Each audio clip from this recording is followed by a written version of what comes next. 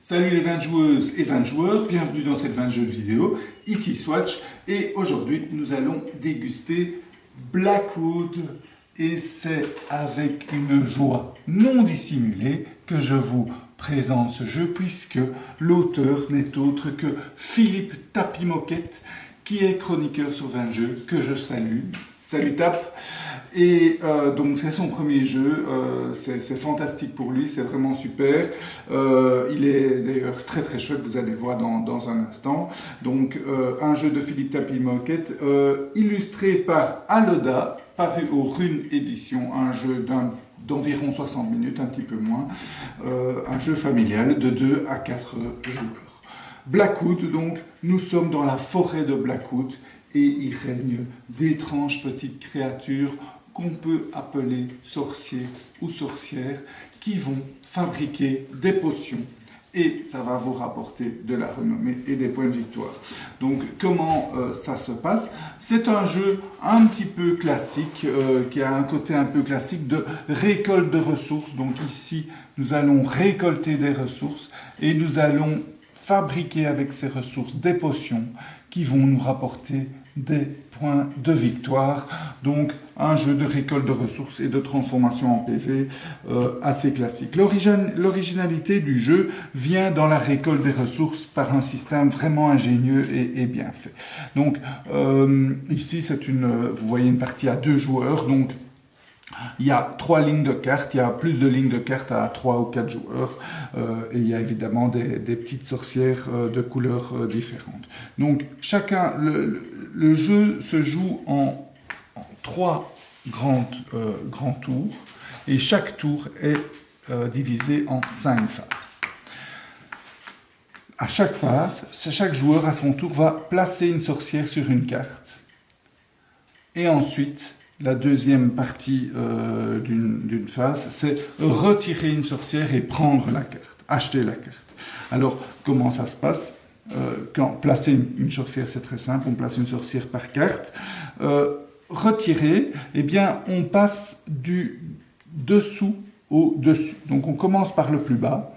Le joueur blanc ici reprend sa sorcière, paye le montant avec 4 pièces, paye le montant avec ses pièces et prend la carte.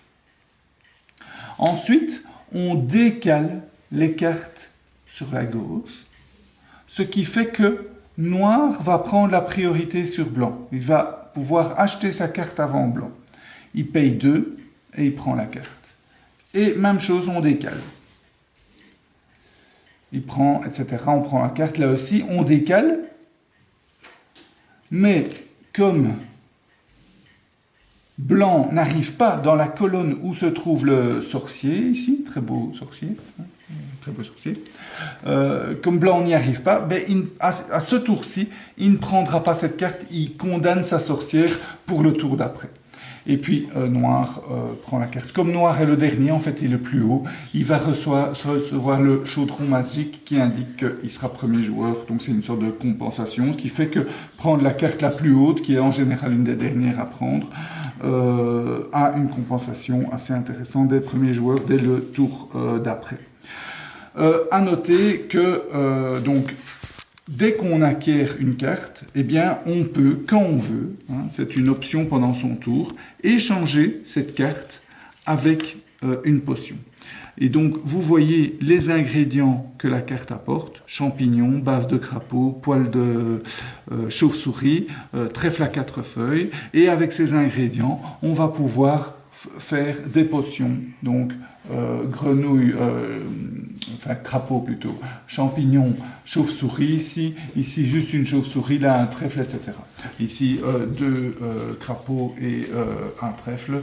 Donc par exemple, si je veux acquérir celle-ci, eh bien vous voyez, j'ai cette carte-ci qui rapporte une chauve-souris et un crapaud, et un champignon, donc c'est parfait. Mais on peut arriver, ici c'est vraiment un coup de bol, enfin un coup de bol ou bien joué de la joueuse, mais par exemple ici, on a avec un trèfle et on a absolument besoin d'un crapaud, on va ajouter ceci. Donc on a deux cartes qui nous rapportent ce qu'il faut. Les éléments en trop, eh bien, sont en trop. On peut les utiliser pour acheter une seconde carte. Donc, par exemple, celle-ci, on pourrait l'acheter également. Mais sinon, ce sont des éléments, si on n'arrive pas à acheter une seconde carte, qui sont perdus. Et ça a sa valeur parce que, regardez, la carte a coûté 7 pièces. Et cette potion, elle rapporte 5 points de victoire à la fin et elle rapporte 3 pièces. Donc je vais être en négatif en pièces. Et au fur et à mesure, la gestion de l'argent va être très tendue. Et donc on va des fois se retrouver sans un sou et il va falloir faire appel à des subterfuges pour gagner des sous supplémentaires, sinon on ne sait plus acheter de cartes et donc on est bloqué. Alors il y a deux manières de gagner des sous supplémentaires. Il y a faire appel à ce joli petit bonhomme, très sympathique, vous voyez, très très joli et très sympathique. Ce petit bonhomme qui rapporte 5 sous mais fait perdre 5 points de victoire. Donc il a beau être sympathique, mieux vaut pas trop souvent l'appeler parce que 5 points de victoire, ça fait mal. Deuxième façon, c'est vos cartes potions. Je vais prendre celle-ci, vos cartes potions. Vous pouvez la retourner pour vous rapporter 3 pièces. Mais, vous voyez, ces points de victoire, elle gagne ici 3 points de victoire, tandis que ici, 5 points de victoire. Vous perdez 2 points de victoire en échange de 3 pièces avec votre potion. Donc ça, ce sont les deux subterfuges pour gagner des pièces, à pas abuser puisque ça vous coûte des points de victoire.